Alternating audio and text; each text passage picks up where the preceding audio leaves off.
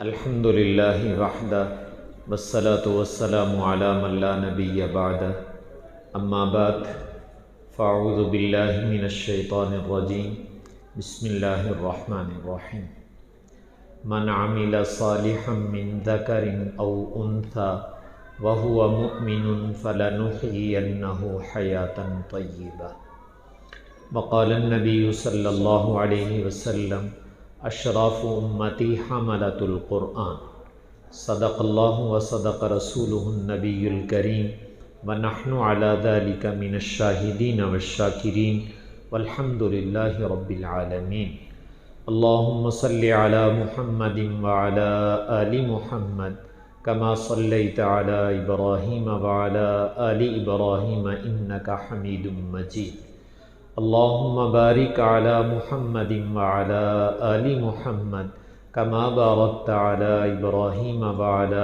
آل ابراہیم انک حمید مجید۔ آج کی یہ تقریب ادارے کی سالانہ تقریب ہے۔ اللہ تعالیٰ میری اور آپ کی حاضری کو شرف قبول عطا فرمائے اور ہماری نجات کا اس کو اللہ تعالیٰ ذریعہ بنائے۔ یقیناً یہ جو تقاریب سالانہ منعقد کی جاتی ہیں اور مجھے اور آپ کو بھی شرکت کی دعوت دی جاتی ہے تو بھائی تقریب میں حاضر ہونے کی کوئی نہ کوئی غرض تو ہونی چاہیے، کوئی نیت ہونی چاہیے کہ ہم لوگ یہاں کیا لینے آئے۔ دیکھیں، میرا اور آپ کا سب سے قیمتی سرمایہ جو ہے نا وہ میرا اور آپ کا وقت ہے۔ یاد رکھیے گا، دولت نہیں اتنی قیمتی ہوتی جتنا قیمتی انسان کا وقت ہوتا ہے۔ یہ تو ہم ذرا ایسے ماحول میں ہیں کہ جہاں وقت کی قیمت کا کسی کو اندازہ نہیں ہے اور ہم اپنی زندگی کے لمحات ضائع کر دیتے ہیں۔ جن کو اللہ تعالیٰ نے وقت کے قدرداں بنایا وہ تو اپنی زندگی کا بھائی ایک لمحہ بھی ضائع نہیں جانے دیتے، اپنے وقت کی پوری قیمت لیتے ہیں۔ آپ لوگوں نے نام سن رکھا ہے سیدنا امام حسن بصری رحمہ اللہ تعالی، بہت بڑے محدثین اور اللہ کے نیک بندوں میں سے ہیں، اور اللہ تعالیٰ نے ان کو موقع دیا۔ صحابہ کرام میں سے جو بدر میں شریک ہونے والے صحابہ تھے یہ ان کے شاگرد تھے، بدری صحابہ کرام سے انہوں نے علم حاصل کیا ہے۔ تو یہ اپنے ان اساتذہ کے متعلق ایک بات کہتے ہیں کہ میں نے اپنی آنکھوں سے ان لوگوں کو دیکھا ہے، یعنی صحابہ کرام کو، کہ جو لوگ اپنے وقت کی اتنی حفاظت کرتے تھے، وقت کو ضائع ہونے سے اتنا بچاتے تھے کہ تم لوگ سونے اور چاندی کی اتنی حفاظت نہیں کرتے۔ حالانکہ سونا تو ہم بڑا سنبھال کے رکھی دا ہے، بھئی یہ ادھر ادھر نہ رکھا جائے، کہتے خاص سیف الماری چ رکھو تاکہ کسی دی نظر نہ پہ جائے، تو ہم سنبھالتے ہیں اس کو۔ تو کہا کہ تم لوگ سونے اور چاندی کو نہیں اتنا سنبھالتے، جن لوگوں کو میں نے دیکھا ہے وہ اپنے وقت کو اس سے زیادہ سنبھالتے تھے۔ تو میں نے عرض کیا کہ آپ لوگ تشریف لائے ہیں، آپ نے وقت دیا ہے، تو جب آپ نے وقت دیا ہے تو اس وقت کا کوئی ثمرہ بھی تو ملنا چاہیے نا، وقت کی کوئی غرض بھی ہونی چاہیے۔ یہ گھنٹہ 2 گھنٹے ایسا نہیں ہے کہ اٹھا کے جس کو میرا اور آپ کا دل چاہے دے دے، نہیں، اس کی قیمت ضرور وصول کرو۔ تو وہ میں نے عرض کیا کہ اگر آپ قیمت لینا چاہتے ہیں تو اللہ تعالیٰ نے وہ آپ کے ہاتھ میں دے دی ہے، وہ یہ کہ آپ کو قیمت ضرور ملے گی، لیکن اللہ تعالیٰ کہتے جو قیمت لینا چاہتے ہو اس کی نیت کر لو، ہم تمہیں وہ قیمت دے دیں۔ یعنی اس سے بڑھ کر کیا اعزاز ہوگا کہ زبان سے نہیں کہا جا رہا بھئی 10 کی مولا تیرے وقت دا، نہیں، یہ تو اللہ تعالیٰ نہیں کہہ رہے۔ اللہ تعالیٰ کی طرف سے یہ ہے کہ آپ اپنے وقت کی کیا قیمت، کیا ریٹ لگوانا چاہتے ہو، میرے بندوں صرف دل میں وہ نیت کر لو، ہم تمہاری وہی قیمت لگا دیں۔ اس سے بڑا کوئی اعزاز ہو سکتا ہے؟ لیکن اس سے بڑی نادانی بھی نہیں ہے کہ میں اور آپ دنیا میں اکثر و بیشتر کام منہ اٹھا کے کرتے ہیں، بغیر نیت کے کرتے ہیں، منہ اٹھا کے کرتے اور بغیر نیت کے، جس کو ہمارے ہاں فارمیلٹی کہتے ہیں، ضابطے کی کاروائی کہتے ہیں، منہ ملازہ کہندے نے، بھائی مفتی صاحب نے سدیا سی، چلو چلے چل دے یار، نہ گئے تو محسوس ہی کرن گے۔ تو بھائی یہ تو کوئی زندگی نہیں ہے کہ بھئی فارمیلٹی منہ ملازہ گونگڑواں تو مٹی لاؤن واسطے، نہیں نہیں، یہ کام نہیں ہونا چاہیے، کم از کم یہ آخرت کا کام ہے، یہ تو نہیں ہونا چاہیے۔ اس لیے دنیا کے کام بھی ہم تو چاہتے ہیں وہ بھی نہیں ہونے چاہیے، چہ جائے کہ دین کے کام کو ایسے کیا جائے۔ تو میں نے کہا آپ کے وقت کی قیمت آپ کو مل سکتی ہے، وہ مجھے بتانے کی ضرورت نہیں اور زبان سے کہنے کی ضرورت نہیں ہے۔ اللہ اور اس کے رسول کہتے ہیں اپنے اپنے دل میں نیت کر کے بیٹھ جاؤ، جو جو نیت کر لو گے اللہ تعالیٰ وہ قیمت تمہارے وقت کی ڈال دیں گے۔ تو اس لیے میں نے عرض کیا تھا کہ آپ حضرات تشریف لائے ہیں، آپ نے قیمتی چیز دی ہے، وقت سب سے قیمتی ہے۔ ہمارے ہاں چونکہ ذرا آپ مدرسے کے ماحول میں بیٹھے ہوئے ہیں تو آپ سمجھتے ہیں کہ شاید اگر انہوں نے چندہ دیاں گے تو یہ خوش ہوں گے۔ چندہ بھائی دوسرے نمبر کی چیز ہے، آپ کا وقت پہلے نمبر کی چیز ہے کہ آپ نے قیمتی چیز ہمیں دے دی۔ چلیں وقت کی بات آ گئی تو ایک بات اور عرض کر دیتا ہوں۔ ہمارے ایک استاد محترم مثال دے کے سمجھاتے تھے کہ مسلمان کا وقت کتنا قیمتی ہوتا ہے۔ کہتے تھے کہ سب سے زیادہ قیمتی چیز جو اللہ تعالیٰ نے مجھے اور آپ کو عطا کی اسے میں اور آپ ایمان کہتے ہیں۔ ایمان ہمارے لیے سب سے قیمتی ہے۔ ایمان سلامت تو سب کچھ سلامت، اور خدا نہ خواستہ کسی کا ایمان جاتا رہا تو اس کا سب کچھ جاتا رہا۔ سب سے قیمتی چیز میرے اور آپ کے لیے وہ اللہ کا عطا کردہ ایمان ہے کہ ہم مسلمان ہیں، کلمہ گو ہیں۔ اللہ نے ایمان کی نعمت سے سرفراز کیا ہے، یہ میں نے کہا اس کائنات کی سب سے بڑی دولت ہے۔ لیکن پھر سمجھانے کے لیے فرمانے لگے کہ ویسے تو ایمان سب سے بڑا قیمتی ہے، لیکن ایک وجہ، ایک جہت اور ہے، اگر اس پہ غور کریں تو یہ لگتا ہے کہ شاید وقت اس سے بھی زیادہ قیمتی ہے۔ اور پھر اس کو ایک مثال سے سمجھاتے تھے، خدا نہ خواستہ اللہ تعالیٰ میری اور آپ کی حفاظت فرمائے، کسی کا ایمان ضائع ہو جائے، کسی کا ایمان ضائع ہو جائے، وہ ایمان اس کے اندر سے نکل جائے، یہودی، ہندو، سکھ، بدھ مت کچھ ہو گیا، وہ دنیا میں ایمان ضائع ہو گیا، لیکن ابھی زندگی باقی تھی اور اللہ نے توبہ کی توفیق دے دی، دوبارہ کلمہ پڑھ لے تو جو ایمان نکلا تھا وہ واپس آ جائے گا، جو ایمان ہاتھ سے گزر گیا تھا وہ دوبارہ واپس آ گیا، لیکن شرط یہ ہے کہ زندگی باقی ہو۔ لیکن اگر زندگی ختم ہو جائے تو پھر تو نہیں میں اور آپ ایمان حاصل کر سکتے۔ تو کہنے لگے کائنات کی سب سے قیمتی چیز جسے میں اور آپ ایمان کہتے ہیں اور ہے قیمتی، اگر وہ بھی چلی جائے اور وقت اور زندگی ساتھ دے دے تو ایمان دوبارہ واپس لیا جا سکتا ہے۔ لیکن بھائیو، میری اور آپ کی زندگی کے جو اوقات اور لمحات گزر گئے ہیں، اگر ہم ان کو واپس لانا چاہیں تو یہ ہمارے دائرہ اختیار میں نہیں کہ ہم اپنی زندگی کے گزرے ہوئے اوقات اور لمحات کو واپس لے آئیں۔ تو وقت وہ چیز ہے کہ جس کو دوبارہ واپس نہیں لایا جا سکتا۔ ایمان وہ چیز ہے کہ وقت اگر باقی ہو تو ایمان دوبارہ آ جاتا ہے۔ تو فرماتے تھے اس لحاظ سے ہماری زندگی کے لمحات سب سے زیادہ قیمتی ہیں۔ تو اللہ تعالی ہمیں اپنے اوقات کی قدر کرنے کی توفیق عطا فرمائے۔ آپ لوگوں نے ایک نام سن رکھا ہے، مفتی اعظم پاکستان مفتی محمد شفیع صاحب نور اللہ مرقدہ۔ اللہ تعالیٰ ایسے لوگ پیدا کیے جو ایسے باکمال تھے کہ جنہوں نے وقت کی قدر کر کے دکھائی کہ وقت کی قدر کیا ہوتی ہے، اپنے لمحات کو کام میں کیسے لگایا جاتا ہے۔ تو حضرت کام سے کام اپنا جوڑ کے رکھتے تھے، ٹائم ٹیبل، شیڈول جس کو آپ کہتے ہیں وہ بہت ٹائٹ ہوتا تھا۔ ایک دن اپنے بچوں سے فرمانے لگے، حضرت شیخ الاسلام مولانا مفتی محمد تقی عثمانی حضرت کے چھوٹے صاحبزادے ہیں، مفتی رفیع عثمانی صاحب، مولانا ولی راضی صاحب، مولانا ذکی کیفی صاحب، یہ بڑے لوگ تھے۔ تو کہنے لگے بیٹو، میں اپنی زندگی ترتیب سے گزار رہا ہوں اور اپنے وقت کو کام میں لگاتا ہوں، کوئی وقت ضائع نہیں جانے دیتا، لیکن کیا کروں، کام کی عادت اتنی پڑی ہوئی ہے کہ کام کے بغیر وقت کا گزارنا بہت مشکل ہوتا ہے۔ تو کہا صرف سمجھانے کے لیے کہنے لگا ہوں، بات کہنے والی نہیں ہے لیکن سمجھانے کے لیے کہنے لگا ہوں، شرم کی بات ہے، لیکن چونکہ بچے ہو اس لیے آپ کو بتانے لگا ہوں۔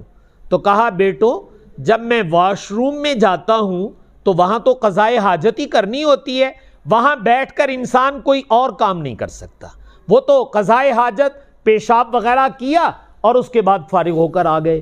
تو کہنے لگے جب میں وہاں بیٹھتا ہوں اور یہ سوچتا ہوں کہ قضائے حاجت تو کر رہا ہوں، کیا اس وقت میں کوئی اور کام بھی کیا جا سکتا ہے؟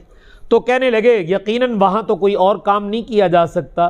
پھر سوچتا ہوں عام طور سے واش روم میں جو لوٹا پڑا ہوتا ہے نا اس کو کم دھوتے ہیں لوگ، وہ بعض دفعہ میلا کچیلا ہو جاتا ہے۔ تو کہنے لگے بیٹھے بیٹھے سوچتا ہوں کہ جتنی دیر میں قضائے حاجت یا پیشاب کرنی ہے چلو میں لوٹے کو ہاتھ سے ذرا دھو دیتا ہوں تاکہ کام میرا وقت کسی کام میں لگنا چاہیے، میرا وقت ضائع نہیں جانا چاہیے۔ تو میں آپ سے یہ کہہ رہا ہوں جو وقت کے قدردان ہیں وہ اپنے اوقات کو ضائع نہیں جانے دیتے۔ ہمارا قومی المیہ یہ ہے کہ ہم اپنے اوقات کو بعض دفعہ ایسے ضائع کر دیتے ہیں اور پھر اس پر المیہ یہ ہے کہ ضائع ہونے کا احساس بھی نہیں ہوتا کہ بھئی میرے اوقات ضائع چلے گئے، اس کا احساس بھی نہیں ہوتا ہے۔ تو آپ حضرات تشریف لائے ہیں، آپ نے وقت دیا ہے، ہم آپ کا شکریہ ادا کرتے ہیں کہ آپ نے سب سے قیمتی چیز اٹھا کر ہمیں دی ہے، اور وہ آپ کے زندگی کے لمحات ہیں جو آپ نے اس وقت دیے ہیں، اس کا بدلہ اللہ تعالیٰ آپ کو آپ کی نیت کے مطابق عطا کر دے۔ اور یہ میں نے آپ سے کہہ دیا ہے کہ آج نیت تسی آپ پہ ہی کرنی ہے، بات شاید اسی پوچھ لیے بھی کی نیت کیتی ہے، لیکن یہ آج آپ کا امتحان ہے کہ آپ لوگوں نے اپنے وقت کی قیمت لینے کے لیے کیا نیت کی ہے۔ تو میں دیانتاً ایک بات اور کہہ دیتا ہوں، چونکہ نیت کا لفظ آ گیا کہ ہم لوگ نیت کے بھی عادی نہیں ہیں۔ میں اپنے بزرگوں کا ایک واقعہ سنا دیتا ہوں۔ آپ لوگوں نے نام سن رکھا ہے حضرت مولانا شاہ محمد الیاس صاحب نور اللہ مرقدہ۔ اللہ تعالیٰ نے ہمارے بزرگوں کے دل پر عجیب و غریب الہام کیا۔ صلاحیتیں ہوتی ہیں، ہر آدمی میں نا الگ الگ صلاحیت ہوتی ہے، اس کو اللہ کی تقسیم کہتے ہیں، کسی کو کچھ دیا کسی کو کچھ دیا۔ حضرت کو بھی اللہ تعالیٰ نے درد دل بھی دیا، اور اس تبلیغ کے کام میں درد دل، دعا اور نیت، اگر اس کو میں جانچ پڑتال کروں تو یہ نظر آتا ہے درد دل بہت تھا، آہوزاری، دعائیں بہت تھی، اور نیت کا تو کمال تھا۔ نیت کا ایک واقعہ آپ سے عرض کر دیتا ہوں۔ آپ لوگوں نے نام سن رکھا ہے، ہمارے ہندوستان میں ایک بہت بڑے عالم گزرے حضرت مولانا منظور احمد نعمانی رحمہ اللہ تعالی۔ اللہ تعالیٰ نے علمی دنیا میں بہت اونچا مقام عطا فرمایا اور دین کی خدمت بھی بہت کی۔ معارف الحدیث حضرت کی ایک کتاب ہے، اللہ نے بڑی مقبولیت عطا فرمائی اور امت کے لیے بڑی نفع مند ہوئی ہے۔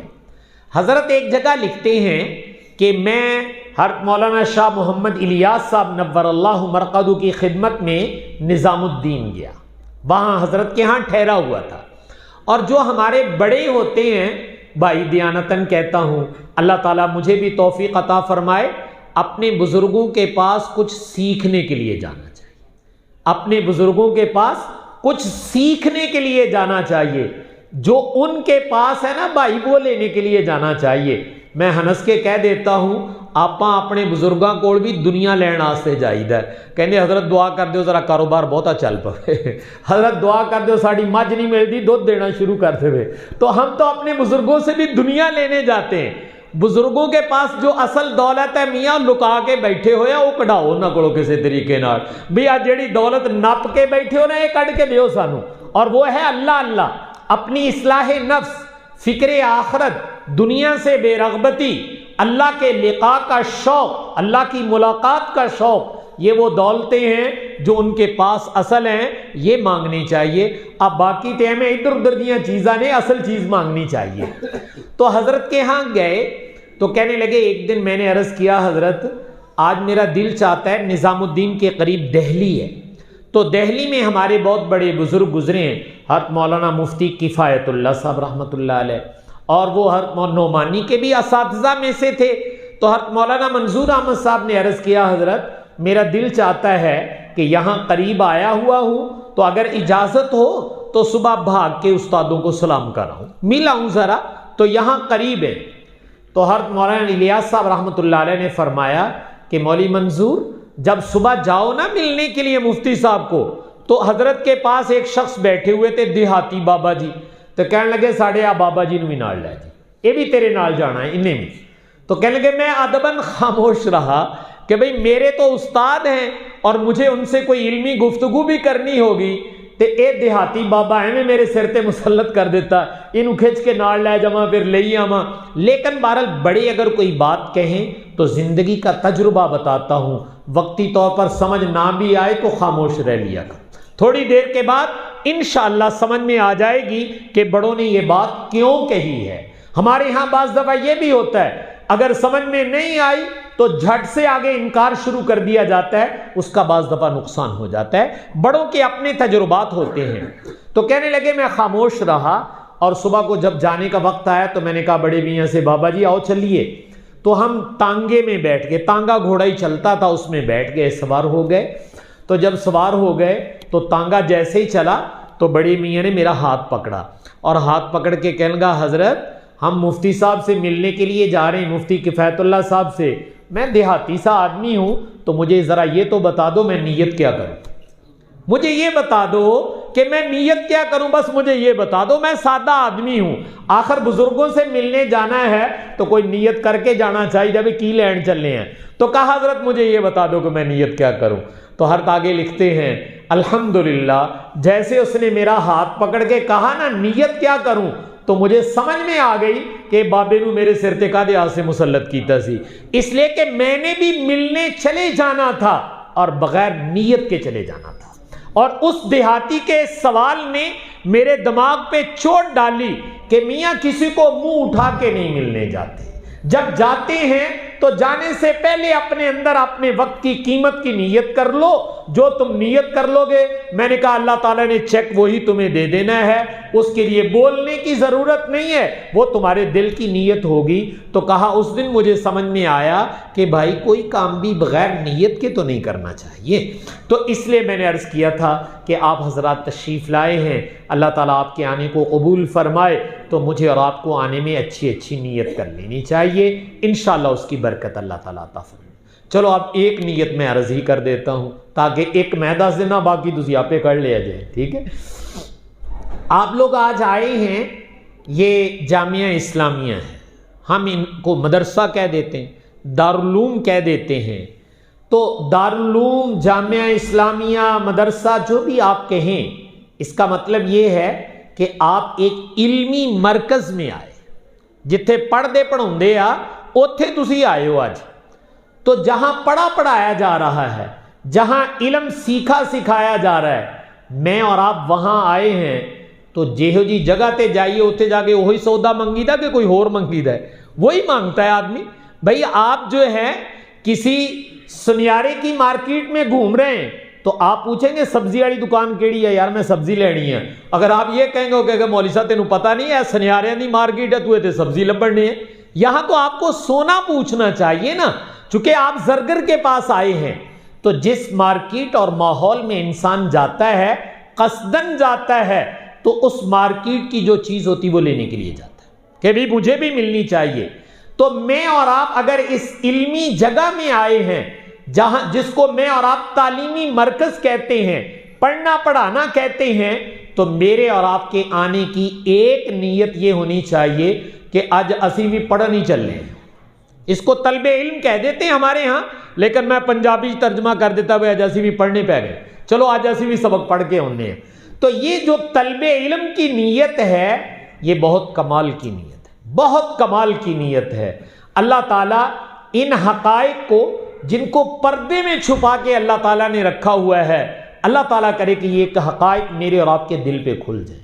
اللہ تعالیٰ دیکھیں، یاد رکھیں، دنیا کا ایک اصول ہے، جتنی قیمتی چیز ہوگی وہ اوپن نہیں ہوگی، اس کو چھپا کے رکھا جائے گا۔ جتنی قیمتی چیز ہوگی اس کو محفوظ رکھا جاتا ہے، اس کو اوپن نہیں ہونے دیا جاتا۔ تو بھائی یہ جو دینی باتیں جس کو میں نے کہا ہے کہ کچھ اللہ نے حقائق رکھی ہیں، وہ حقائق میرے دل پر کھل جائیں، اللہ تعالیٰ نے ان کو اوپن نہیں کیا ہے، وہ تو بڑی محنت سے ان کو کھولنا پڑتا ہے، پھر اللہ وہ دلوں پہ جب کھولتے ہیں، جب پتہ چلتا ہے اس چیز کا، تو پھر جان دینے کو جی چاہتا ہے کہ صاحب یہ کیا تھا، ہمیں تو پتہ ہی نہیں چلا، نیرے جی لگے رہے ہیں، ہن پتہ لگا اصل کی ہے۔ تو میں نے عرض کیا تھا کہ ایک نیت تو میں اور آپ یہ بھی کہہ سکتے ہیں کہ آج ہم بھی سبق پڑھنے کے لیے آئے ہیں کہ چلے ہم بھی کوئی دین کی بات سیکھیں۔ دیکھیں سبق پڑھنے کا جب تصور کیا جاتا ہے تو ہمارے ہاں یہ ہوتا ہے کہ اچھا ساڑھے سامنے کوئی کتاب رکھو تو پھر سبق پڑھیں گے۔ نہیں، سبق پڑھنے کا مطلب یہ نہیں کہ بک سامنے رکھی جائے، سبق تو یہ ہے کہ کوئی چیز مجھے اور آپ کو حاصل ہو جائے۔ بس اگر مجھے اور آپ کو کوئی سبق مل گیا، بھلے سامنے کتاب تھی یا نہیں تھی، تو میں نے اور آپ نے سبق پڑھ لیا۔ اور سبق پڑھنے کا اصل طریقہ یہی ہے، اس لیے کہ رسول پاک صلی اللہ علیہ وسلم آپ کوئی سامنے کتاب رکھ کے تو نہیں پڑھاتے تھے، آپ امی ہیں، اس لیے کتاب کے بغیر جو دنیا کو علم دیا ہے، کوئی لکھی ہوئی کتاب کے بغیر، تو یہ میرے نبی کا معجزہ ہے، آپ نے یہ علم عطا فرمایا اور پوری دنیا تک پہنچایا ہے۔ تو میں عرض یہ کر رہا تھا کہ ایک نیت یہ کر لیتے ہیں کہ چلیں آج ہم بھی سبق پڑھنے، علم حاصل کرنے کے لیے جا رہے ہیں۔ جب یہ آپ نیت کر لیتے ہیں تو میں اس نیت کی ایک برکت بتا دیتا ہوں۔ آپ لوگوں نے ایک نام سن رکھا ہے، ایک صحابی ہیں حضرت قبیصہ رضی اللہ تعالی عنہ، بوڑھے ہو گئے اور ایک دن رسول پاک صلی اللہ علیہ وسلم کی خدمت میں آئے اور آ کر عرض کیا اللہ کے رسول میں بوڑھا ہو گیا ہوں، میں اس لیے آیا تھا کہ آپ سے علم سیکھوں، کوئی دین کی بات سیکھ لوں۔ تو میں نے کہا جا کر سیکھ لیتا ہوں، بیٹھ کر اس پر عمل کرتا رہوں۔ اپنا عذر بھی بیان کیا کہ میں بوڑھا ہوں، ہڈیاں کمزور ہو گئی ہیں، کوئی آسان سی بات بتا دو۔ آپ صلی اللہ علیہ وسلم نے ابھی کوئی علم کی بات نہیں بتائی، کوئی وظیفہ نہیں بتایا، پہلے آپ نے ایک سوال کیا۔ سوال یہ تھا کہ قبیصہ یہ بتاؤ کہ جب تم آئے تھے تمہاری نیت اپنے نبی کا علم حاصل کرنا تھا یا کوئی اور بھی کام تھا؟ جیسے ضمناً ہم کام کر لیتے ہیں، اصل کام کوئی اور آئے تو ہم نے کہا چلو مولانا کو بھی سلام کر لیتے ہیں، آج کوئی مجلس ہے اس میں بھی شرکت کر لیں گے، اس کو ضمناً کہا جاتا ہے۔ تو انہوں نے عرض کیا یا رسول اللہ میں تو گھر سے اسی نیت سے چلا تھا کہ سرور کونین صلی اللہ علیہ وسلم سے کوئی علم سیکھوں گا۔ تو آپ نے ایک بات کہی جو نبی تو کہہ سکتا ہے، نبی کے علاوہ نہیں کہہ سکتا، اس لیے کہ اللہ نے نبی کی آنکھ میں وہ صلاحیت رکھی ہے جو غیر نبی کی آنکھ میں نہیں، نبی کے کان میں وہ صلاحیت رکھی ہے جو غیر نبی کے کان میں نہیں ہے۔ تو آپ نے کیا فرمایا قبیصہ اچھا تم اسی نیت سے آئے تھے کہ اپنے نبی کا علم حاصل کروں؟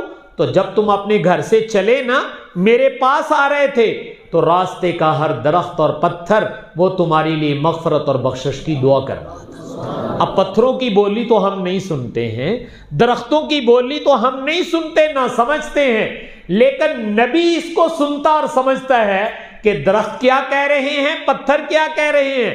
تو کہا قبیصہ تمہاری اس نیت کی وجہ سے کہ تم اپنے نبی کا علم لینے جا رہے ہو، تو فرمایا راستے کے درخت اور پتھر سب تیرے لیے مغفرت اور بخشش کی دعائیں کر رہے تھے کہ یا اللہ قبیصہ کی مغفرت فرما، بخشش فرما۔ تو یہ آپ نے بتا دیا کہ قبیصہ جو بھی میرا علم لینے کے لیے آئے گا، راستے کی ہر چیز اس کے لیے مغفرت اور بخشش کی دعا کرے گی۔ تو اگر میں اور آپ بھی اس نیت سے آئے ہیں تو انشاءاللہ آتے ہوئے نہیں تو جاندے ہوئے تو ضرور دعا کر دے گی۔ آپ نیت کر لو۔ تو میں نے کہا نیت کی برکت یہ ہوگی کہ راستے کی یہ چیزیں دعا کرنے لگیں گی۔ اصل تو یہ ہے بھائی کہ ہمیں سنائی دے یا نہ دے، دکھائی دے یا نہ دے، ہمیں اپنے سننے اور دیکھنے پر وہ یقین نہیں جو اپنے نبی کی بات پر یقین۔ بالکل یہ ایمان نام ہی اس کا نا، یؤمنون بالغیب۔ سانو تو نہیں نظر آتا، پتھر بھی چپ کر کے پے آ، درخت بھی رات نو انجی کھڑے آ، لیکن ہمارے نبی نے یہ کہا ہے کہ تم میرے علم کی نیت کر کے نکلو، یہ تمہارے لیے مغفرت اور بخشش کی دعا کریں گے، تو ہم آنکھیں بند کر کے اس کو مانتے ہیں۔ ایمان اصل یہ ہے۔ لیکن ایک ایمان کا کمال بھی ہوتا ہے، وہ یہ کہ جو وہ چیزیں کہ جن کو دنیا کی آنکھیں اور کان نہیں سن سکتے، ایمان جب اپنے کمال پر پہنچتا ہے تو ان چیزوں کے احساسات بھی ہونے لگتے ہیں۔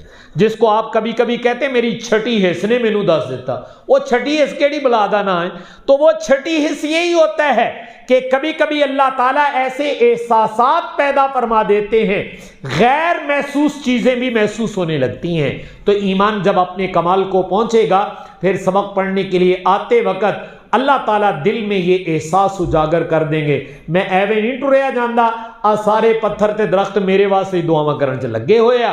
یہ احساس اتنا غالب آ جائے گا, اس کا احساس آدمی کو باغ و بہار کے اندر لے آئے گا, اور یہ احساس اللہ تعالیٰ اپنے نیک بندوں کو مسلسل محنت کرنے کے بعد ضرور عطا فرما دیتے. آپ لوگوں نے ایک نام سن رکھا ہے, میں احساس پر ان کا واقعہ سنا دیتا ہوں. ہمارے بہت بڑے ہندوستان کے بزرگ گزرے ہیں, حضرت مولانا شاہ فضل الرحمان صاحب گنج مراد آبادی رحمہ اللہ تعالی رحمتم واسعہ, بہت اونچے لوگوں میں سے تھے. اللہ تعالیٰ نے حدیث کی خدمت بھی لی, قرآن شریف کے ساتھ تو عاشقانہ تعلق تھا, قرآن پاک کو بڑے عشق سے پڑھا کرتے تھے. ایک دفعہ حضرت حکیم الامت تھانوی رحمۃ اللہ علیہ حضرت کی خدمت میں گئے, بڑے تھے ان کی خدمت میں جایا کرتے تھے, تو بیٹھے ہوئے تھے, کوئی نصیحتیں ہو رہی تھی, تو ایسے ہی موج میں آ کر کہنے لگے مولوی اشرف علی تجھے کیا بتاؤں, میں جب نماز پڑھتا ہوں نا اور میں اللہ تعالیٰ کے سامنے سجدہ کرتا ہوں تو میں اپنا احساس بتلاؤں کہ اس وقت میرا احساس کیا ہوتا ہے. کہا جی حضرت بتائیے. تو کہا جس وقت میں سجدہ کرتا ہوں تو مجھے تو یوں احساس ہوتا ہے, میری فیلنگ یہ ہے کہ جب میں سجدے میں سر رکھتا ہوں تو مینوں انج لگدا بھی جویں اللہ سونا میری کمر تے پیار نہ ہاتھ پھیر دے پیا. تو مجھے تو سجدے میں یہ احساس ہونے لگتا ہے کہ اللہ تعالیٰ پیار سے میری کمر پہ ہاتھ پھیرنے لگتے ہیں. تو میں نے کہا کمالی ایمان جب ملتا ہے پھر احساسات انسان کے یہ ہونے لگتے ہیں. تو اس لیے بھائی میں اور آپ اگر طلب علم کی نیت کریں گے تو انشاءاللہ اس کی برکت یعنی مغفرت کی دعا جو ہے یہ ساری چیزیں میرے اور آپ کے لیے کرنے لگیں گی. تو میں نے عرض کیا تھا کہ ہم ایک جگہ میں آئے ہیں جہاں علم ہے, تو علم کی کوئی بات بھی تو ہمارے پلے پڑنی چاہیے. تو رسول پاک صلی اللہ علیہ وسلم نے حضرت قبیصہ رضی اللہ تعالیٰ عنہ کو ایک چھوٹی سی دعا بتائی. آپ نے فرمایا قبیصہ یہ دعا تم صبح و شام 3 دفعہ پڑھا کرو, سبحان اللہ العظیم و بحمدہ, سبحان اللہ العظیم و بحمدہ, سبحان اللہ العظیم و بحمدہ. دیکھیں کوئی لمبی چوڑی تو دعا نہیں. اچھا میں ایک بات اور کہہ دیتا ہوں, اگر آپ ذخیرہ حدیث اٹھا کر دیکھیں تو آپ صلی اللہ علیہ وسلم نے امت کو جو دعائیں اور وظائف اور اعمال بتلائے ہیں اگر آپ بغور جائزہ لیں اکثر و بیشتر الا ماشاءاللہ استثناء ہے, لیکن اکثر و بیشتر میں آپ کو اختصار اور سہولت نظر آئے. اس لیے کہ حضور جڑے ورد وظیفے دسن لگے سی میرا خیال کلے صحابہ نہیں دسن لگے سی بھئی تواڈے کان چ دسن لگا گاہ نہ دسیا جی, ایسا تھا نہیں. آپ نے جو تعلیم دی ہے وہ مجھے بھی سامنے رکھا ہے, وہ آپ کو بھی سامنے رکھا ہے, وہ ایک دیہاتی کو بھی سامنے رکھا ہے, ایک پڑھے لکھے کو بھی سامنے رکھا ہے. قیامت تک آنے والی امت کو سامنے رکھ کے آپ نے دین کے احکامات پیش کیے ہیں. صرف صحابہ کو سامنے رکھ کے پیش کیے ہوتے تو میرے تو اڑے بسوں باہر ہو جانا سی کام. یہ تو سب کو سامنے رکھ کے کیا ہے, اس لیے میں اور آپ اور قیامت تک آنے والے اس پر عمل کر سکتے ہیں. اب یہ دعا کیا مشکل ہے, لمبی چوڑی ہے, یہ تو ہر مسلمان کہہ سکتا ہے. سبحان اللہ العظیم و بحمدہ, سبحان اللہ العظیم و بحمدہ. تو آپ نے فرمایا قبیصہ یہ 3 دفعہ صبح پڑھا کرو, 3 دفعہ شام پڑھا کرو, اللہ تمہیں 3 موذی امراض سے محفوظ رکھیں گے, بڑی بڑی 3 بیماریوں سے محفوظ رکھیں گے. فرمایا ایک تو یہ کہ یہ دنیا کا ہے, اصل بینیفٹ انشاءاللہ آخرت میں ملے گا, اور سب سے بڑا فائدہ یہ ہے کہ زبان سے اللہ میاں کا نام نہیں لینے کا موقع مل گیا. تو صرف نام لینے کا موقع ملنا اور کچھ بھی نہ ملتا, اللہ تعالیٰ کہنے آج وان تینوں اسی اپنا نام لین دی توفیق دینے لے ساڈا نام, بس اتنا ہی اللہ تعالیٰ کسی کو توفیق دے دے, کچھ بھی نہ ملے یہ نام لینا ہی سب سے بڑا اعزاز ہے. تو لیکن فرمایا کہ تمہیں 3 بڑی بیماریوں سے اللہ تعالیٰ محفوظ فرمائیں گے. ایک تو یہ کہ تم فالج زدہ نہیں ہو. فالج کی بیماری انسان کو معذور کر دیتی ہے اور وہ اپاہج ہو کے رہ جاتا ہے, تو فرمایا اللہ تعالیٰ فالج کی بیماری سے محفوظ رکھیں گے. اور دوسرا آپ نے فرمایا تمہاری بینائی نہیں ضائع ہوگی, اللہ تعالیٰ تمہاری بینائی کو برقرار رکھیں گے, آنکھوں کی نعمت جو دے رکھی ہے یہ برقرار رہے گی. اور تیسرا آپ نے فرمایا جو جلدی امراض ہوتی ہیں، جیسے خارش ہوتی، الرجی ہوتی، طرح طرح کی بیماریاں، آج آپ کسی بھی جلد کے ڈاکٹر کے پاس دیکھیں، بالخصوص ہماری خواتین، ان بیچاریوں کو جلد کا ہی خطرہ رہتا ہے، تو اگر یہ دعا پڑھ لیں تو اللہ تمام جلدی امراض سے محفوظ رکھیں گے۔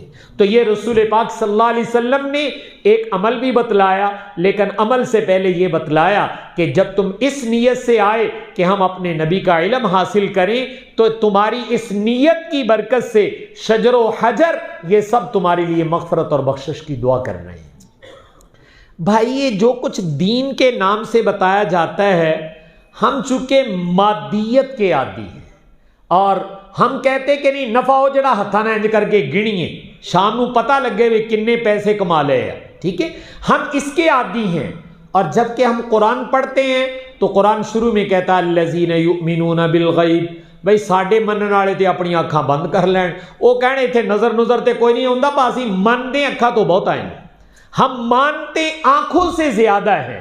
اس لیے یاد رکھیے گا، دین جو مجھے اور آپ کو سبق دیتا ہے اس سے اللہ تعالیٰ دنیا بھی بناتے ہیں۔ یہ نہیں میں کہتا کہ دنیا نہیں بنتی، اللہ تعالیٰ دنیا بھی اچھی کرتے ہیں، چونکہ ابھی میں نے آپ کے سامنے آیت پڑھی ہے جس میں اللہ تعالیٰ کا وعدہ ہے من عمل صالحا من ذکر او انثى وهو مؤمن فلنحيينه حیاتا طیبہ، پاکیزہ اچھی لائف یہ ہر انسان کا تقاضا ہے، دیہات میں ہے، شہر میں، پڑھا لکھا ان پڑھ، پوچھو بابا جی کہو جی زندگی چاہتے ہو تو کہیں گے یار چنگی زندگی اللہ تعالیٰ گزار دے، او دے واسطے ساڑی بھجنا سا کہ زندگی اچھی گزر جائے۔ تو زندگی اچھی کیسے ہوتی ہے؟ ایک میں اور آپ اپنی عقل سے سوچتے ہیں اور ایک اللہ تعالیٰ مجھے اور آپ کو بتا رہے ہیں کہ اگر تم پاکیزہ اور اچھی زندگی گزارنا چاہتے ہو تو طریقہ اپنے اللہ سے پوچھ لو۔ تو اللہ تعالیٰ نے تو طریقہ یہ بتا دیا کہ جو مرد اور عورت نیک اعمال اہتمام سے کر لے، نیک اعمال کیا کر لے؟ اہتمام سے کر لے، نیک اعمال میں آگے بڑھ جائے، نیک اعمال کا شوق ہو اس کے دل کے اندر، تو فرمایا وہ نیک اعمال کرے، کیا ہوگا؟ تو اللہ تعالیٰ نے بڑا پختہ وعدہ کیا ہے فَلَنُحْيِيَنَّهُ حَيَاتًا طَيِّبًا۔ اللہ تعالیٰ کہتے ہیں ساڈا تو اڑنا وعدہ مکمکا ہو گیا، ہم تمہیں پاکیزہ اور اچھی زندگی عطا فرما دیں گے۔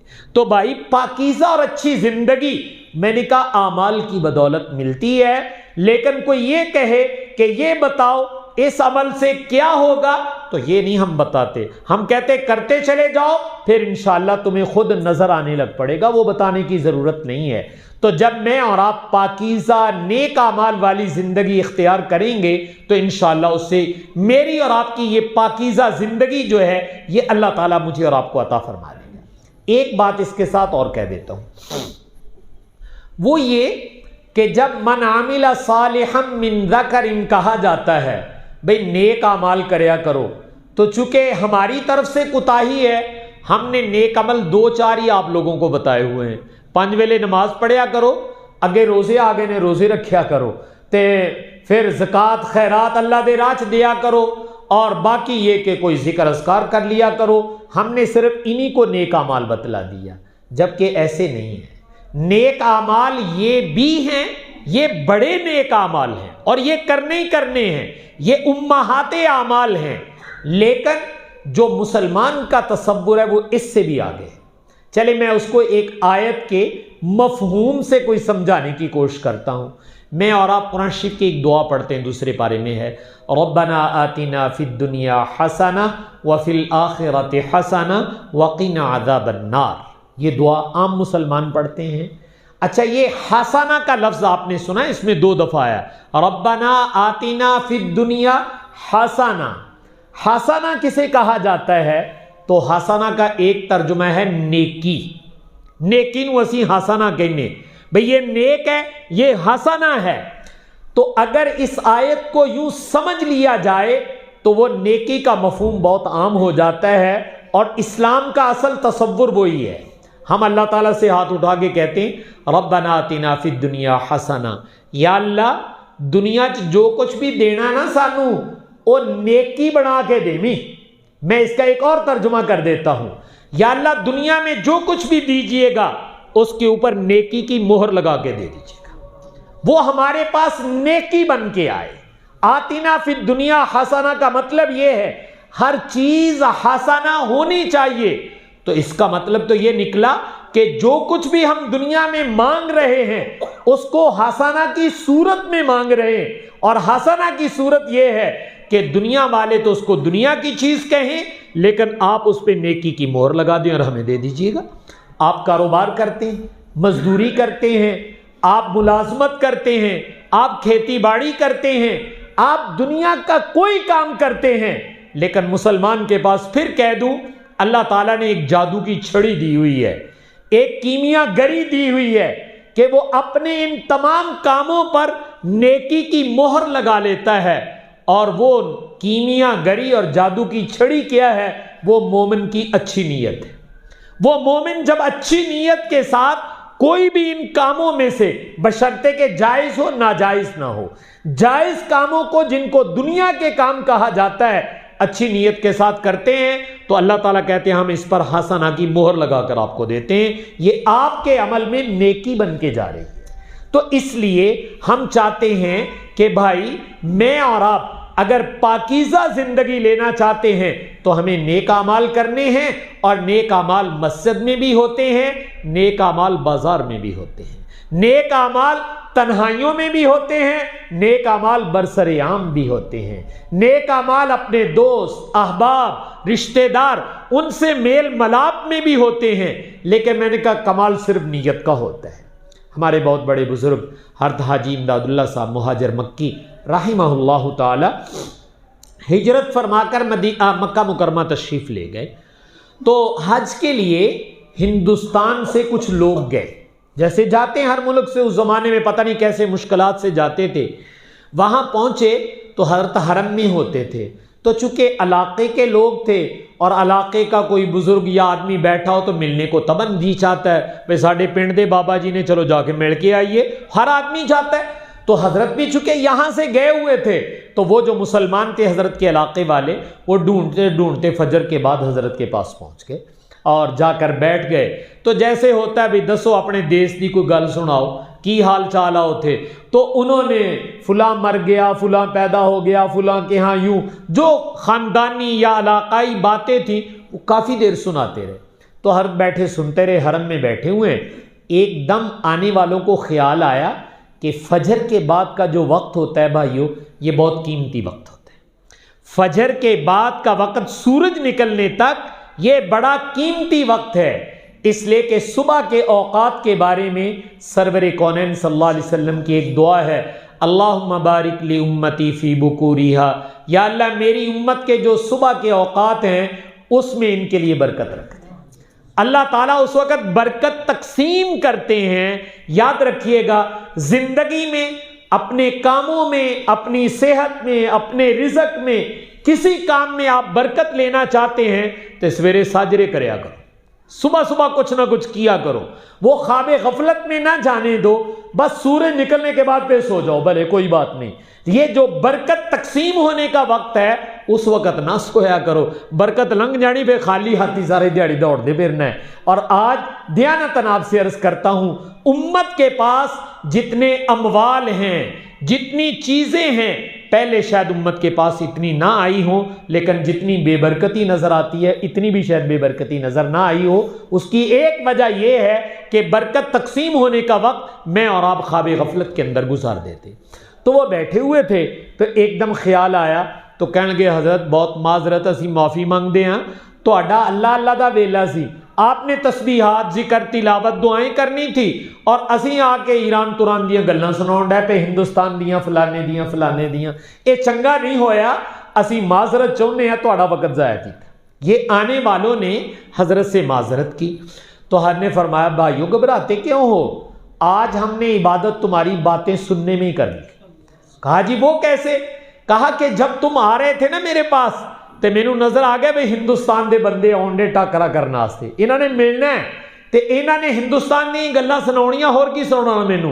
तो मैंने नियत की कि या अल्लाह ये तेरे बंदे हैं, दूर दराज से चल के आए हैं, अगर मैं इनकी बात सुन लूंगा तो ये खुश हो जाएंगे। भाई साडी गल भी हाजी उन्होंने सुन ली। تو کہا میں نے کہا یا اللہ تیرے بندے ہیں، دل تو یہ چاہتا ہے کہ یہ وقت آپ کے لیے ہے، لیکن آج اگر آپ اجازت دیں تو آپ کا وقت آپ کے بندوں کو دے دوں، ان کا دل خوش ہو جائے چونکہ دوروں آئے ہوئے ہیں۔ تو کہا اللہ میں نے کہا دے دے جوان، کوئی گل نہیں، سانو ہی راضی کرنا ہے، ساڑھے بندیاں نوں دے دے۔ تو میں نے تمہارے آنے سے پہلے نیت کر لی کہ یا اللہ میں مسلمانوں کی بات اس لیے سننے لگا ہوں یہ خوش ہو جائیں۔ تو مقصود تسبیح پڑھ کے بھی اللہ نو ہی خوش کرنا سی، آج تہاڈیاں گلاں سن کے اسی اللہ نو خوش کر لیا۔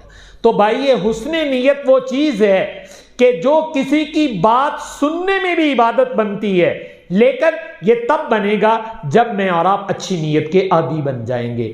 تو من عمل صالحا من ذکر او انثی، نیک اعمال جو ہیں وہ یہ عبادات یہ اصل ہیں، لیکن جن کو میں اور آپ دنیا داری کہتے ہیں وہ بھی عبادت بن جائے گی، اس پر بھی حسنہ کی مہر لگ جائے گی، اور جب حسنہ کی مہر لگ جائے گی تو میرے اور آپ کے نامہ اعمال میں انشاءاللہ وہ نیکی بن کے نکلے گی۔ تو یہ چیز بھائی ان مدارس میں، ان علماء کے پاس، مشائخ کے پاس اگر میں اور آپ جائیں گے تو انشاءاللہ یہ دولتیں ضرور میرا اور آپ کا مقدر بنیں گی، لیکن یہ تبھی بنے گی جب میں اور آپ اپنی آمد و رفت رکھیں۔ اب میں پھر اپنی اصل بات کی طرف آتا ہوں کہ جب آؤ تو یہ نیت کر کے آیا کرو۔ میں پھر کہہ رہا ہوں جب بھائیو آؤ یہ نیت کر کے آؤ کہ ہم کچھ لینے کے لیے جا رہے ہیں، تے لین بھی اج وہ چلیں جڑا مولوی ہونا نے خزانہ دب کے رکھیا ہوا ہے، وہ انہاں کولوں لینا کڈھاونا انہاں دے کولوں، تو وہ جب آپ نکلوائیں گے تو انشاءاللہ میرا اور آپ کا مقدر بن جائے گا۔ پتہ نہیں ہوتا بھائی، یہ میرے اللہ کے فیصلے ہیں، کون سی بات کس کے دل پہ اثر کر جائے۔ آپ نے کبھی میڈیکل سٹور دیکھا ہے؟ تو میڈیکل سٹور میں کوئی 2-4 دوائیاں پئیاں ہوندیاں یا 2-4 ہزار دوائیاں بھی پڑی ہوتی، اس سے بھی زیادہ ہیں، لیکن جب ہم بیمار ہو جاتے تو سارا میڈیکل سٹور چک کے کھا جائیے، بھائی سارا ہی کھا جاؤ کوئی گولی تو لگے گی نہیں، بس ہوتا یہ ہے کہ اس سٹور میں سے کوئی گولی، کوئی دوا دارو ایسا ضرور ہے کہ جس کے اندر میرے اللہ نے میرے لیے شفا رکھی ہے۔ اب وہ پتہ چل جائے اس کے استعمال سے اللہ شفا دے دیتے ہیں۔ ایسے بھائی آپ لوگ دین کی باتیں سنتے ہو تو گھبرایا نہ کرو کہ روز مولوی سانو جلسے دے سجی رکھ دینے، پتہ نہیں ہے کس وقت کی کہی ہوئی بات اللہ تعالیٰ میرے اور آپ کے دل کی کایا کو پلٹ دے، جدن سانو شفا مل گئی ساڑھے پیسے پورے ہو جان گے۔ تو اس لیے آپ سے عرض کیا ہے کہ آپ لوگ ان جگہوں میں تشریف لاتے ہیں تو یہ نیت کر کے آیا کریں کہ ہم کچھ لینے کے لیے جا رہے ہیں۔ یہ میں ذرا اس لیے بھی کہہ رہا ہوں، آپ ہمارے بھائی لوگ ہیں، لیکن بعض دفعہ اسی بھی تھوڑی جی تہاڈیاں عادتاں خراب کیتیاں ہوئی ہیں، اسی سمجھیدا وے اسی تہانوں چندہ دین واسطے بلایا، بھی لیاؤ مولوی صاحب چندہ دیو۔ بھائی بہت معذرت، چندہ اپنا سنبھال کے رکھو، وہ تو تم نے اپنی آخرت کے لیے دینا ہے نا، ہمارے اوپر کیا احسان کرنا ہے، وہ تو تمہارا اللہ کا معاملہ ہے۔ اچھا اے دسو، اللہ کے سامنے کوئی چیز بھی پیش کرتے ہو تو عقیدت کے ساتھ پیش کرتے ہو یا اللہ دے احسان چڑھاؤں دے کے مڑ کے اللہ نو کہندے بھئی اللہ تیرے کول نہیں سی اسی نعوذ باللہ دیتی تینوں، یہ کہہ سکتے ہو کبھی؟ نہیں، دے کے ہاتھ جوڑ کے کہیدا سونیا منظور کری، دیئی دا بھی ہے تے ہاتھ جوڑ کے کہیدا بھئی سونیا منظور کریں، اس کو عقیدت کہتے ہیں نا۔ تو اس لیے آپ جو نیکی کا کام، چاہے ادارہ ہو یا کوئی اور نیکی کا کام ہو، تو بھائی وہاں خرچ کرنے کے بعد ادھر ہاتھ جوڑ کے کہا کرو مالک منظور کرے، یہ تیری عنایت ہے کہ تو نے میرے مال کو قبول کیا اور مجھے توفیق دے دی، اگر یوں کرو گے تو انشاءاللہ بیڑا پار ہو جائے گا۔ لیکن اگر احسان کوئی جتلانے کی بات ہے کہ مولوی صاحب تہاڈا تے درس ہی ساڑھے چندے نہ چلدا ہے، تو اللہ تعالیٰ کہتے ہیں کہ اپنی نیکی کو ضائع مت کرو، یہ احسان جتلا کر اپنی نیکی کو ضائع مت کرو۔ اللہ تعالیٰ بڑے غیور ہیں، وہ اس پہ ناراض ہو جاتے ہیں کہ ساڑھے نہ تے دے کے تے مڑ کے احسان جتلاونا ہے، دتا بھی تے اسی سی، تو کہڑا کوئی ماں دے ڈھڈ جو لے کے آئے ہیں۔ وَمِمَّا رَزَقْنَاهُمْ يُنْفِقُونَ، اسی پھڑا کے کیا، جب ہمیں ایک جگہ لکھا ہے گھر میں آپ آتے ہیں نا تو جو چھوٹا بچہ ہوتا ہے وہ دیکھتا ہے کہ پاپا شاپر میں کوئی فروٹ لے کے آئیں، چیزیں لے کے آئیں، وہ بھاگ کے شاپر پکڑ لینا تے قبضہ بھی جما کے بہ جاندہ ہے، تو پھر ابا بھی کہے پتر بچوں مینوں بھی دے دے، تو وہ انجے اس کے اوپر قبضہ جماتا ہے کہ اپنے ابے کو بھی نہیں دیتا ہے، کہتا ہے یہ تے مالک ہی میں ہوں۔ تو ہم بھی ایسے ہی، اللہ تعالیٰ نے دیا اور ہم قبضہ جما کے بیٹھے ہوئے، اللہ میاں کہنا میرے دیتے جو میرے راہ چ دے دیو، کہنے جی مالک تے اسی ہیں۔ ایسا نہیں ہے، یہ اس کا دیا ہوا ہے۔ تو میں نے عرض کیا کہ اصل آنے کی ان جگہوں میں اصل آنے کی غرض بھائیو وہ میری اور آپ کی زندگی کا تبدیل ہونا ہے۔ مجھے اور آپ کو اپنے اللہ کا، اپنے حبیب کا تعلق مل جائے، نیکی کا شوق مل جائے، علم کی کوئی بات مل جائے، ہماری کوئی عادت اچھی ہو جائے نا۔ ہماری عادت، دیکھیں دو چیزیں ہیں، ایک کو آپ عبادات کہتے ہیں، ایک کو آپ عادات کہتے ہیں۔ صرف عبادات نہ صحیح کرو، عبادات میں بھی کمال حاصل کرو، اور اگر عبادات کو محفوظ رکھنا چاہتے ہو تو عادات کی بھی اصلاح کرو۔ اس لیے میں اور آپ اپنی عادات کی بھی اصلاح کریں، اور اللہ تعالیٰ اس کا احساس پیدا کر دے۔ جب احساس پیدا ہو گیا تو انشاءاللہ اللہ تعالیٰ عادات بھی اچھی کر دیں گے۔ لیکن عبادات لینا چاہتے ہو یا عادات کی اصلاح چاہتے ہو تو اللہ تعالیٰ نے اس کا مرکز انہی جگہوں کو بنایا ہے۔ تو اس لیے ان جگہوں کے ساتھ میں اور آپ خود بھی وابستہ رہیں اور اپنی نسل نو کو بھی وابستہ کریں۔ ان مدارس، مکاتب، مساجد کے ساتھ، ان خانقاہیں، دینی مراکز کے ساتھ ہم اپنے آپ کو وابستہ کر لیں۔ میں دیانتاً آپ سے کہتا ہوں، اللہ نے یہ بہت بڑا ذریعہ بنایا ہے جس سے میرا اور آپ کا ایمان محفوظ رہے گا۔ اگر یہ وابستگی ختم ہو گئی تو پھر دنیا کا چکر لگا کے دیکھو کہ نسلیں کیسے بدلی ہیں، نسلیں کیسے بدلی ہیں۔ آپ افریقی ممالک میں جا کے دیکھیں، آپ اسپین اور اندلس میں جا کر دیکھیں، آپ کو نظر آئے گا، پتا چلے گا کہ ان کی کچھ نسلیں آپ پیچھے جائیں، وہ تو بڑے مسلمان تھے اور آج وہ اسلام سے ہی محروم ہیں، اسلام سے ادھر ادھر نکل گئے۔ تو اس لیے بھائی، میں اور آپ اپنے اسلام کو اگر محفوظ کرنا چاہتے ہیں تو جو جگہ اس کی آبیاری کا ذریعہ ہے ان کو آباد رکھو، اور یہاں اس نیت سے آؤ کہ ہم اپنا اسلام بچانے کے لیے جا رہے ہیں، اور یہاں سے بھی یہ چیز ڈیلیور ہونی چاہیے کہ اسلام، ایمان، اخلاق، اعمال، کردار وہ کیا ہوتا ہے۔ جب یہ سیکھنے کے لیے آپ کو ملے گا تو انشاءاللہ آپ کشاں کشاں آئیں گے کہ صاحب کوئی پلے تے پہندہ چلو جایا کریے، کچھ فائدہ ہوگا۔ دیکھیں، جس بیمار کو ڈاکٹر سے کچھ آرام ملنے لگتا ہے وہ ڈاکٹر کے پیچھے پڑ جایا کرتا ہے کہ ڈاکٹر صاحب مینو چیک کرو، ہر ہفتے مینو سدیا کرو اور میرا جائزہ لیں، چونکہ آپ کی دوائی سے مجھے فرق آنا شروع ہو گیا ہے۔ تو بھائی، روحانی طور پر بھی، عملی طور پر بھی، اعتقادی طور پر بھی اگر مجھے کسی سے کچھ فائدہ مل رہا ہے تو مجھے اس کا بازو پکڑ لینا چاہیے۔ پھر دیکھیں گے اللہ تعالیٰ کیسے اس کے لیے باغ و بہار بنا دیتے ہیں۔ پیوستہ رہ شجر سے، امید بہار رکھ۔ جب میں اور آپ کسی دین کے درخت سے پیوستہ رہیں گے تو میری اور آپ کی زندگی پر ایمانی بہار ضرور آئے گی۔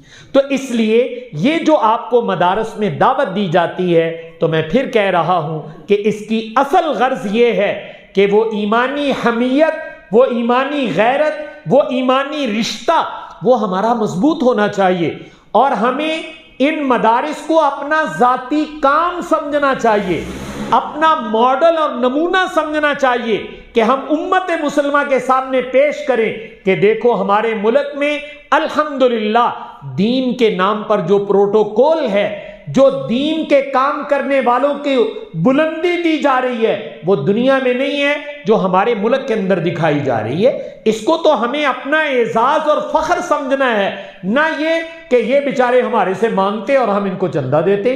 یہ تصور نہیں، نعوذ باللہ، یہ کبھی نہیں آنا چاہیے۔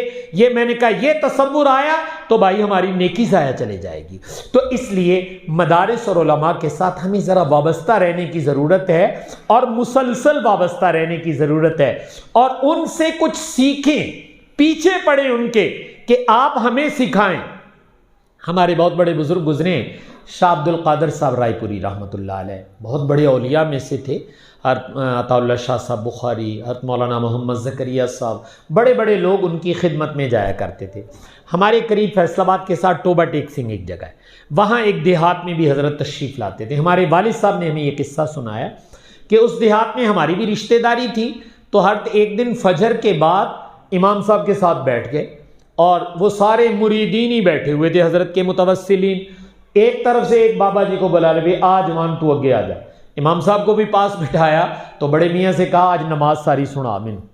تو اب وہ جب نماز سنانے لگے تو نماز میں غلطیاں تھیں، سنائی کبھی نہیں تھی، اگلے کو، اس سے اگلے کو، سب کو بلایا جا رہا ہے، اور ہر خود سن رہے ہیں، اور امام صاحب سے بھی کہہ رہے ہیں بھائی سونے نہ دی نماز، ان سے فلاں چیز سنو۔ اب درمیان میں غلطیاں بھی آ رہی ہیں اور یہ بھی پتہ چل رہا ہے کہ کسی کو یاد ہے کسی کو یاد نہیں ہے۔ چند لوگوں سے سننے کے بعد حضرت نے فرمایا ان سے مخاطب ہو کر کہ بھائیو تم اتنی دیر سے امام صاحب کے پیچھے نماز پڑھتے ہو، تم نے کبھی مطالبہ نہیں کیا کہ حضرت سانو نماز تے سکھا دیو، تواڈے پیچھے ہاتھ بن کے پڑھی دی سانو پڑھنی آ جاوے، تو تم نے ان سے کبھی مطالبہ نہیں کیا؟ دانے دیندے ہو، تنخواہ دیندے ہو، سارا کچھ تے انہاں نوں دیندے تے کام کیوں نہیں لیندے؟ تو کام یہ ہے کہ ان کو اپنی نماز سکھا دو، سنا دو ان کو، قرآن سنا دو ان کو تاکہ ہماری اصلاح ہو جائے۔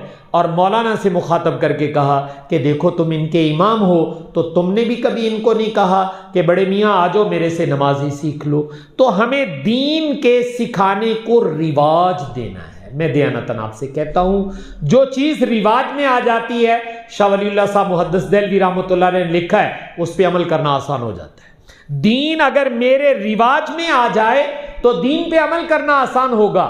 تو ہم اپنے علماء سے باقاعدہ سیکھیں اور علماء سے کہیں کہ ہمیں سکھائیں، اور ہمیں نماز روزہ بھی سکھائیں، اور زندگی، معاشرت، اخلاق، آداب، معاملات اور اپنا کاروبار یہ بھی ہمیں سکھائیں۔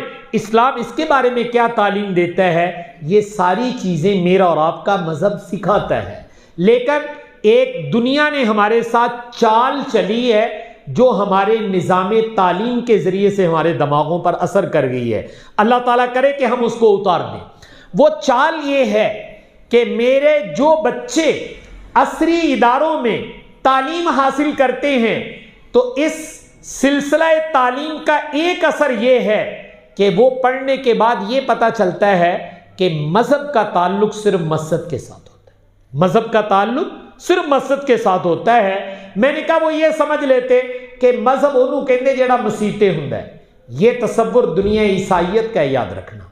دنیا عیسائیت یہ سمجھتی ہے کہ مذہب کا تعلق چرچ کی چار دیواری کے ساتھ ہے، وہ صرف سنڈے کو ہوتا ہے، اتوار دے اتوار جاؤ تے اوتھے چرچ جیڑی مذہبی رسومات کر کے تے ویلے ہو کے آ جاؤ۔ پھر کیا کرنا ہے؟ پھر پادری سے نہیں پوچھنا، پھر تم نے خود ترقی کرنی ہے۔ یہ ان کو تو تصور اس لیے اچھا لگتا ہے کہ ان کے مذہب میں باہر کی تعلیم ہے نہیں، ان کے مذہب میں باہر کی زندگی کی تعلیم نہیں ہے۔ میرا اور آپ کا مذہب یہ ایک جیتا جاگتا مذہب ہے جو پوری زندگی کے لیے لاہ عمل مہیا کرتا ہے کہ پوری زندگی تمہیں کیسے گزارنی ہے۔ تو یہ تصور ان لوگوں نے ہمارے اندر پیدا کرنے کی کوشش کی کہ مسلمانوں تسی بھی ساڈے ورگے ہو جاؤ، جمعے تے جمعے جایا کرو، مڑ کے آ کے اپنی مرضی کر دے رہا کرو۔ لیکن باہر آ کر اپنی مرضی کرنا یہ دین کو لنگڑا لولا کرنے کے مترادف ہے۔ جیسے مسجد میں میرا دین ہے تو بازار میں بھی میرا دین ہے۔ رات میں ایک جگہ تھا، ایک نوجوان ہمارے پروفیسر ہیں اور وہ فائنانس پہ ہی ماشاءاللہ بہت اچھا کام کر رہے ہیں۔ تو وہ مجھے کہنے لگے حضرت میں جب بچوں کو پڑھاتا ہوں تو بچے عجیب و غریب سوال کرتے اور یہ کیا ہے، یہ کیا ہے۔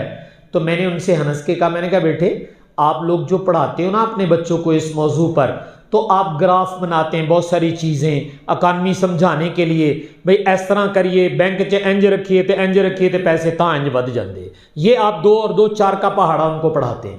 وہ مذہبی تھے۔ تو رات میں نے کچھ بکس ان کو کہیں کہ آپ ان کی اسٹڈی کریں اور جب آپ پڑھائیں تو وہی آپ نے پڑھانا